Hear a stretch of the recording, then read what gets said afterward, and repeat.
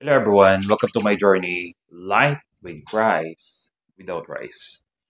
Pag-usapan naman natin ngayong oras na ito, it's all about ADHD. Nako, ah, hindi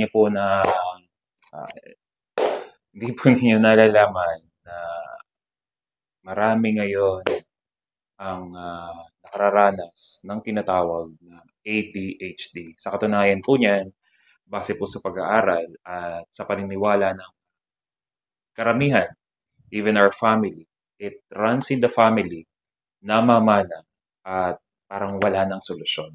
At ilan po dito, even our family member, ilan po sa amin, mga pamangkin ko, ay umiinom ng gamot sapagkat hyper talaga.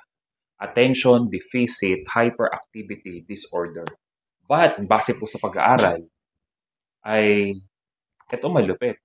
By simply elimination, nagkaroon ng elimination sa kanilang mga kinakain sapagkat ilan talaga madalas sa cereal, matatamis sa pagkain.